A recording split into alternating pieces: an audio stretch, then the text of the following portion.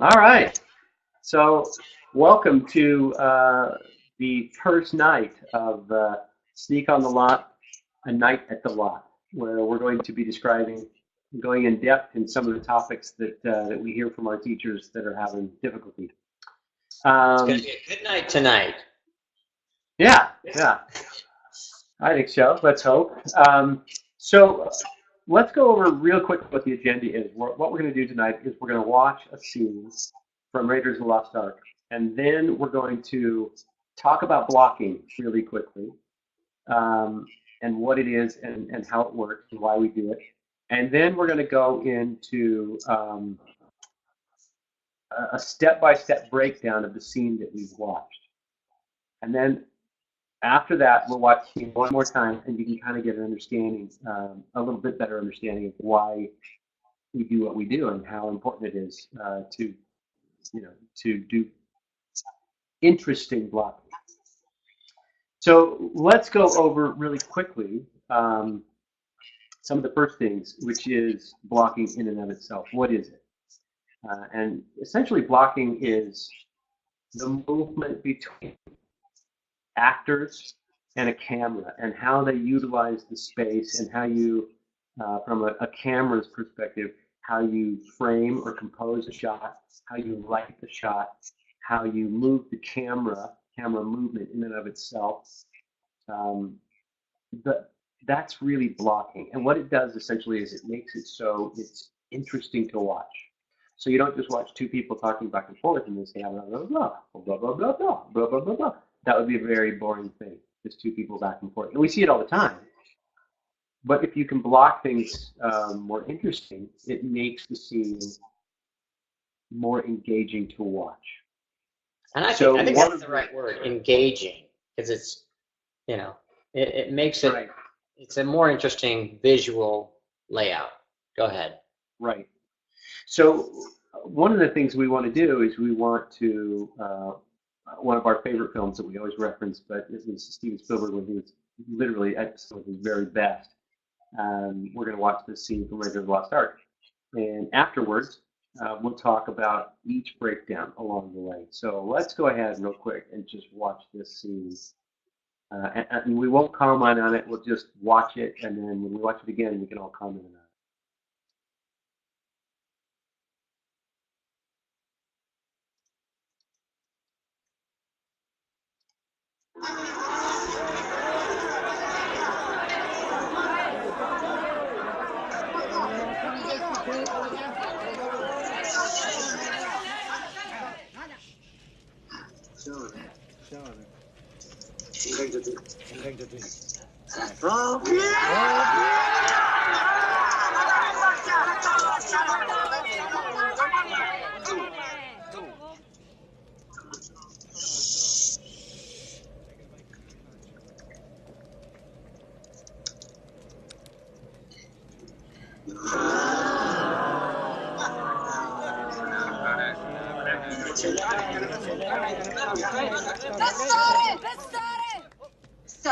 Pistare.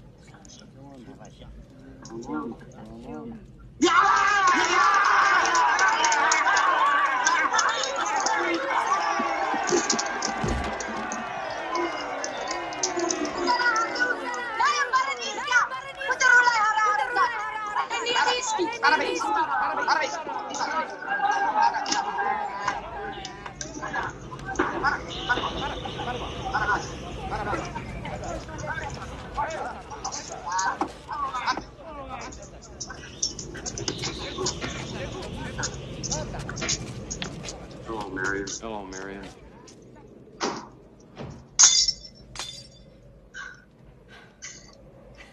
India and a child. Always knew someday you'd come walking back through my door. I never doubted that. I never doubted that. Something made it inevitable. inevitable. So what are you doing? What are you doing here in Nepal? I need one of the pieces your father collected. I learned to hate you in the last 10 years. 10 years. I never meant to hurt you. I was a child. I was in love. I was in love. It was wrong and you knew it. And you knew it. You knew what you were doing. Now I do. This is my place. This is my place. Get out. Get Come out. on. Say me through. Bully on them. I did what I did. You don't have to be happy about it. Maybe we can help each other out now. I need one of the pieces your father collected. Bronze piece about this size with a hole in it off center with a crystal. You know the one I mean? Yeah. I know it. Where's Abner? Where's Abner? Abner's dead. dead. I'm sorry. What you did to me. I can only say I'm sorry so many times. Say it again anyway. Sorry. Yeah. Everybody's sorry. Abner was sorry for dragging me all over his head, looking for those little bits of junk. I'm sorry to still be stuck in his dive. Everybody's sorry for something. It's a worthless brown for down, Mary. You're gonna give it to me? Maybe. I don't know where it is. Well, maybe. You could find it. $3,000. We'll give it back. Another style. I can get you another two when we get those stakes. It's important, Marion. Trust me. You know the piece I mean. You know where it is. Come back tomorrow. Why? Because I said so. That's why.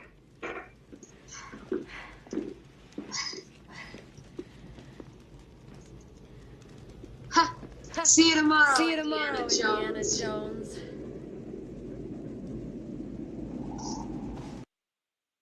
Great scene. I love it. I can watch it 100 times. Yeah, that's good stuff. Okay, so let's get back to the presentation now that I want to show you.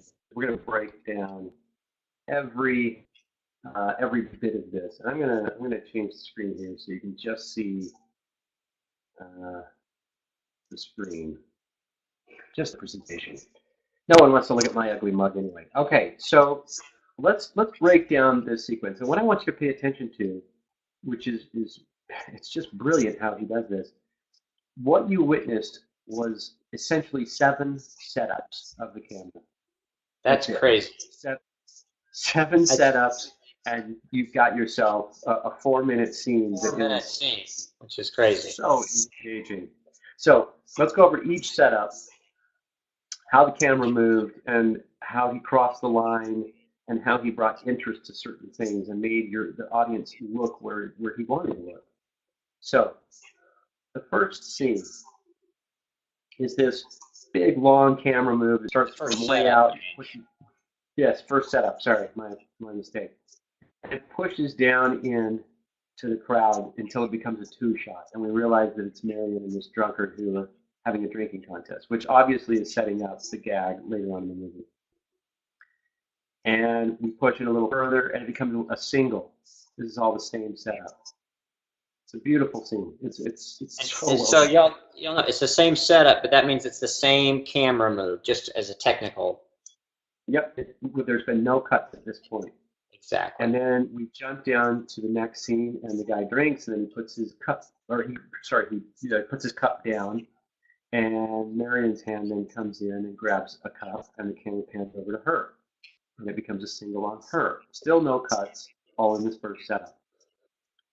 Next, she puts the cup down, the guy's hand comes in, and he picks up his next glass, and he drinks. Now remember this last frame because we're going to come back to it in just a minute. But that's the first setup entirely. At that point, there's a cut. But the cut happens just a little bit earlier in the same camera move on a different take. And all they did was just pull the camera back out along the same setup, pull it back out, and let Marion stand up, and she begins to say, she begins to collect her money. But it's all in the same first setup still. The next cut is back to that single on our drunk guy who's fallen over now, and and now that becomes our third cut, or our second cut rather, and we're still in the first setup. We still haven't changed setups at all. We're just using different bits and pieces of the same setup to tell the story. And let me just throw one thing in there, Fletch. When he came back out to the wide, and you said it might have been another take. I just want everybody to kind of understand. So Steven might have started out in the wide. This might have been the first take. This might have been the third or the fourth. But he stayed in the wide and probably just let it run through the whole scene, or this first part of the scene, versus just picking little pieces and, oh, we want to get this, we want to get that. You might as well leave it out there in that wide shot and shoot the whole thing, because then you have something to cut to if you needed to. And that's probably what happened there. It's good coverage for sure. Yeah. So in this next cut, all it did was cut once again back to a different part of that same setup where they ran through the same action, following all of the hullabaloo with the drinking. Everybody starts to get up and leave, and she's saying whatever she's saying in Nepalese, goodbye, I'll see you later. But that's still the same camera setup. He hasn't changed setups at all, not yet. So moving on, this is our first true cut. This is our second setup. So this setup shows one of the bar people leaving with all of his buddies, sort of showing everybody out. Now remember this, because we're going to come back to it in the last shot. But this is setup number 2. Moving on, this is our setup number 3, where we have Marion moving sort of from one of the tables past the stairs, and she's now standing next to the blank wall where we see Indy's shadow. So that's setup number 3. And we don't really come back to this shot. This is a setup that's unique to this one moment. Well, and Steven did it really to sort of relish the shadow. I mean, that's the whole. Oh yeah, it's all about the introduction of that character. Yeah. So we cut back to the door, setup number 2, and that guy's finally leaving, and it tells us that the bar is now empty, and the only 2 people in it are Indy and Marion. And so when Marion turns around and sees Indy, we don't see him. Obviously, we see the shadow, which is just brilliant. I love how he still continues to keep us in the dark about who this guy really is. And she walks up into the camera and says, Indiana Jones, I always knew someday you'd come walking back through my door. Well, and we never really come back to this setup ever. And I just want to add one thing there, Fletch. So what Steven does here, instead of pushing in or cutting to a close-up, he's blocking. I mean, that's what this is all about. He has Miriam walk to the camera to have the close-up in the shot. So it makes it interesting versus just, sure, he could cut to another angle and have 8 setups, but why? Block it so that she walks right into frame. And then she walks into a close-up, which is great. It's much more engaging. You can still see Indy. You can see her. I was going to say, yeah, keeps Indy in full frame back too. So. And one of the things to keep in mind when you're talking about blocking is the fewer the setups that you can possibly do, the more time you will have to rehearse with your actors or to light the scene really, really wonderfully. So if you have more setups, all you're really doing is taking more of your day to light and less time to work with your actors. And let me tell you, it's during these rehearsals when the magic of movies is really discovered. These little teeny moments, these nuances in their performances, this is where you find it. And so you want as much time as you can get in rehearsal working with your actors and blocking the scenes. Okay, let's move on. So this is setup number 3. Now, this is what's interesting, because we're on a different lens, but we're back to the first setup. We're on what is probably a dolly with a crane or some sort of jib arm on it. And we're back to the same lighting setup. It's essentially the same camera setup as our first introduction into this scene. And we'll come back to this over and over and over. It's really the master. If you wanted to look at this scene with give me a master, this is really the master shot. We keep coming back to this. This is the shot that we entered the scene with, And we keep cutting back to this. And so she walks up and says, you know, I always knew someday you'd come walking back to what brings you back to Nepal. And now we cut to setup number 4. And, you know, and this is the classic scene everybody loves, where she cocks back and knocks, you know, Indy out. And she punches in, and then she exits frame left. She crosses in front of him. So we've crossed the line. Now our characters are looking opposite directions from what they were. Their eye lines have crossed. So now we cut to this shot, which is back to setup number 1. And remember that we have not crossed the line. Our eye line continues to remain the same.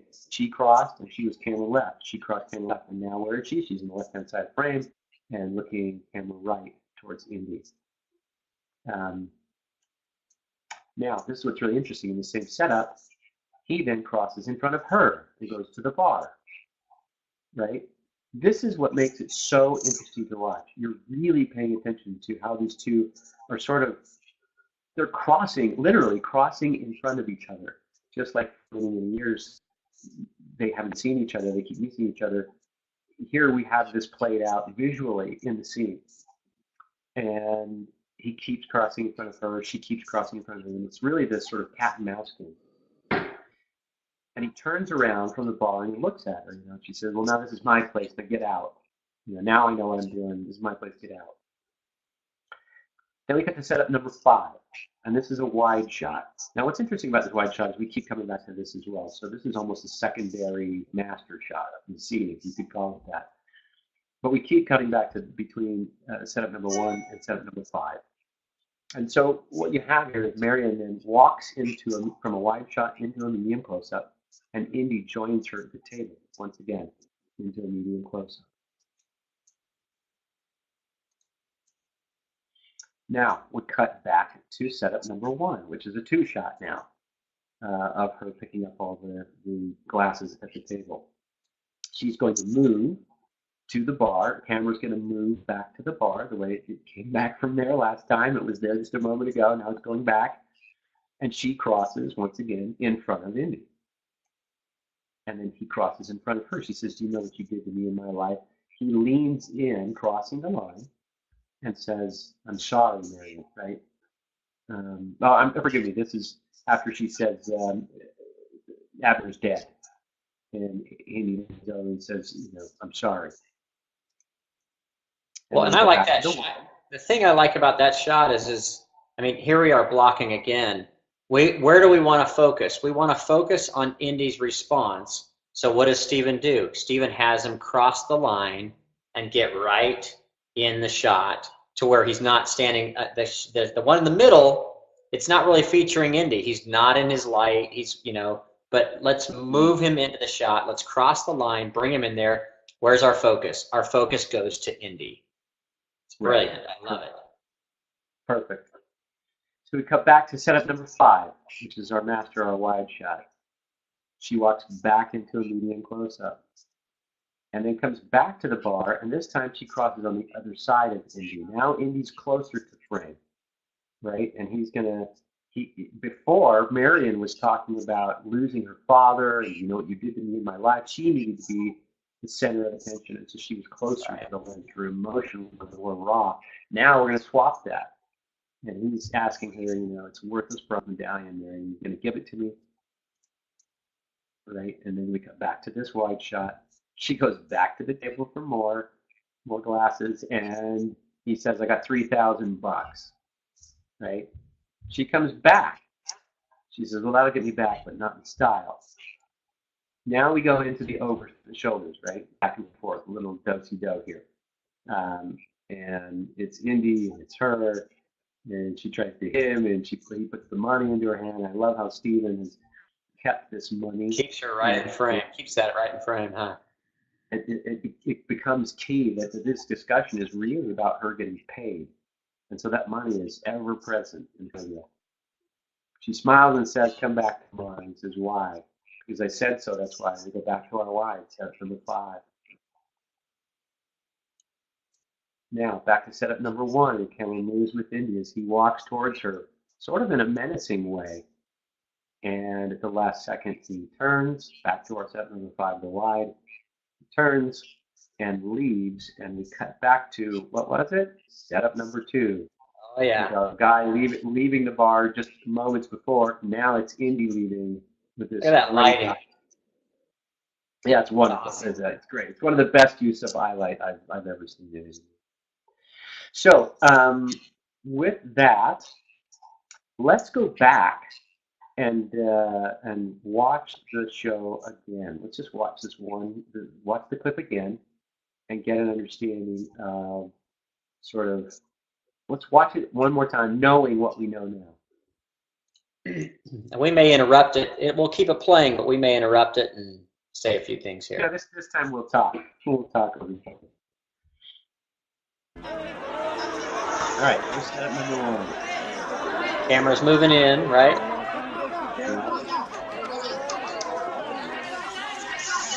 There's our 2 shot. There's our single.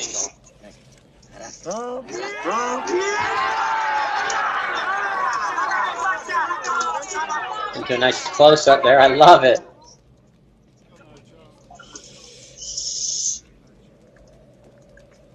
Look how much story he's telling. And we got this foreground crossing with money and all this confusion. This is where I learned my Nepalese. Is it? Yeah. Stare. Bastare. I say that to my kids. Only Nepalese you can handle. Get back to the place.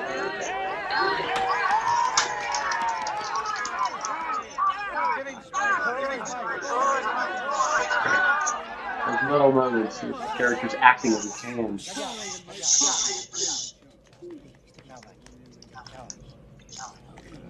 And Steven has no qualms with staying on that cup, you know, as he's getting it.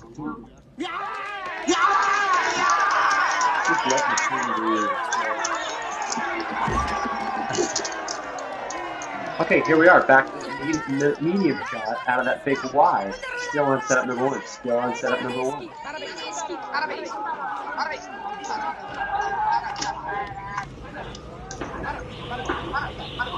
There goes our door. Setup number 2, right? Brilliant. So great. Hello, Marion. Hello, Marion. Now this is a one-off, so and sometimes it's so important to get this moment just right that you're not really going to use it for that again, but it's so important. And this is a really important moment. This is the first Always time knew she's seen someday it. you'd come walking back through my door. I She never walks into the doubted close I up. never doubted Something that. made it inevitable. Something made it inevitable. So what are you doing So here? what are you Paul? doing? I need one of the pieces your I need father one of the collected. pieces your father collected. I learned to hate you in the last I 10 learned to hate years. you in the last 10 years.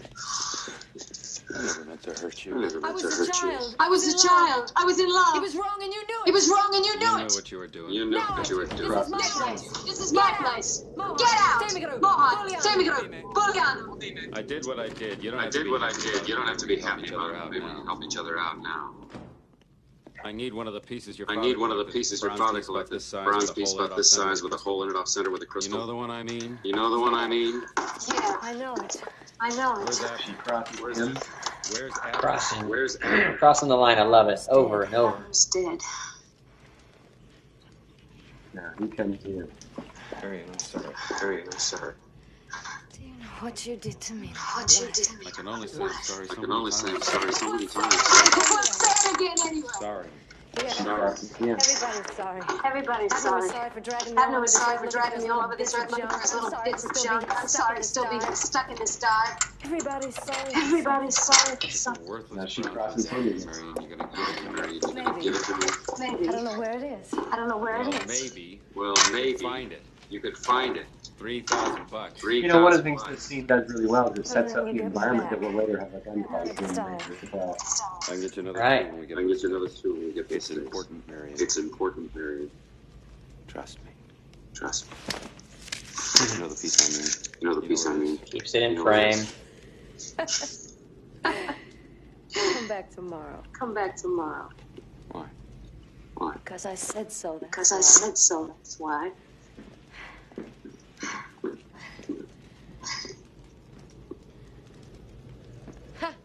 See you and all tomorrow, that. Indiana Second step. Jones.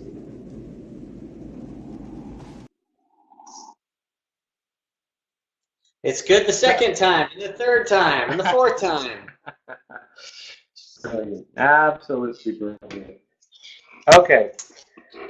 So, that is essentially Steven Spielberg at some of his best. I mean, his blocking is so effortless. And I think that's what makes Steven and sort of sets him apart from others is that the blocking of his characters feels completely effortless and unforced. It doesn't force anything on you. You don't feel like it's a filmmaker saying, "Look how great I am." It's just the way he breathes, and I think it's absolutely wonderful. I just love it. And honestly, as a wrap up, I'm not sure that we could have picked a better scene, to be honest with you. I mean, you could almost pick any scene in Raiders of the Lost Ark and assess it like this. So much of that film is so well blocked. It's shocking, and a large percentage of that, I believe, no, I haven't been on set, but I believe is because they were forced into a smaller budget and in a shorter shooting schedule. And I think that when filmmakers are forced to do that, they have to get creative, and it really forces that creativity to come up with the best stuff and the most efficient way to capture something. And I think Steven is just brilliant with Raiders of the Lost Ark. So that wraps up our breakout of the bar scene of Raiders of the Lost Ark. Unless, Chet, you had something else you wanted to add? No, I mean, I want everybody to understand that this kind of stuff doesn't just happen by accident, right? So Steven didn't just show up on the set and didn't just say, "Oh, well, hey, look, this is where the table's at, and here's where the door is, and here's where the bar is." All of that was pre-planned. All of that was storyboarded. And I know our young students don't like to storyboard, but if you don't put in that pre-planning, that pre-production, pre-visualization step, you don't get this kind of a scene.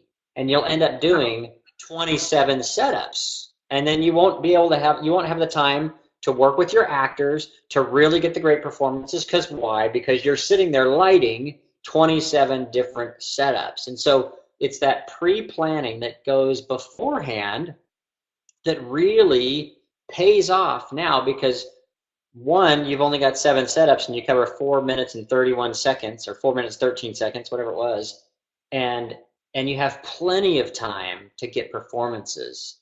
And man, it's just awesome. And anyone not really thinking that scene through is going to get, tight, wide, wide, tight, over the shoulder, just the standard coverage. And it doesn't make an epic film. I mean, that's what makes this great, and that's what Steven Spielberg, in my opinion, does better than any filmmaker out there. So anyway, but I just wanted to make a comment that it doesn't happen on its own. Magic doesn't. This is not movie magic. This is great planning right here. What you're seeing is great preparation. And what's even more fun, and I'll use this, we'll close right after this, but what's even more fun is if you take this exercise and watch the rest of this clip, and what you will find is that a lot of these same setups that you've been watching in these last 4 minutes are used again later on in the next 4 or 5 minutes when the Nazis come in the door and they have their conversation. You'll notice that there's a lot of those same setups in that scene as well. So the economy carried on not just to this scene that follows, which is, it's just brilliant. So go watch this, go watch the next scenes, and in your own films and in your students' films, pay attention to this. Pay attention to blocking when you watch the movie next, and have your story yourself if you're trying to do this yourself. You're trying to make movies. Go out and watch a movie that really engaged you in a scene, and then analyze it, break it down like this. Find out what made that scene work, and the setups. How many setups did they do it in?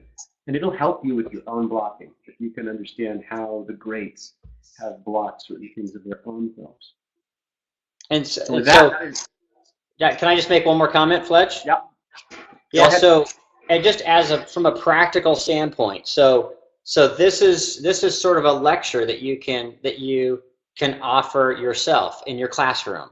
You would do the same exact thing here. You would watch the scene, break it down, talk about the setups, talk about the camera moves, why are the camera moves motivated, and really kind of go through the brilliance of Steven, and then take one of the scripts of someone in the classroom, one of the kids, and read it through, and then start to pre-visualize it and see how you can use some of the same exact techniques that Steven used in shooting the little scene that you've chosen from one of the students that's in the classroom. And they'll instantly see how this principle of blocking applies to their picture, and they'll see how you can actually pull it off, and they can make their story better. I mean, that's the key here, is how do we take the greats and how do we take their principles, how do we look at it, how do we study what they do, and then don't forget the step of taking the next step and looking at our stuff and figuring out how are we going to shoot our scene. That, hey, maybe it's just a dinner scene. Well, let's not just have them sit at the table, talking. Let's have them get up and walk someplace, walk somewhere else.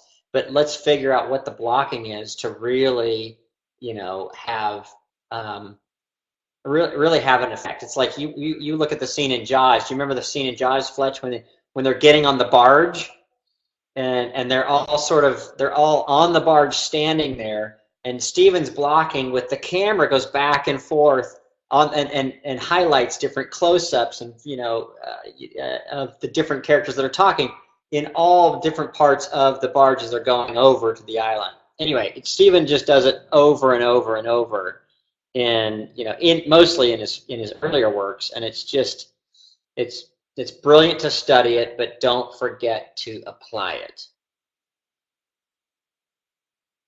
Yep, I agree, and thus endeth the lesson.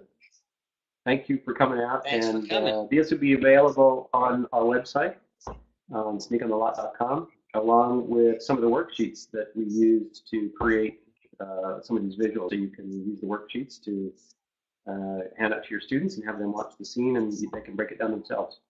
So thanks for coming, and we'll talk to you next time on The Lot.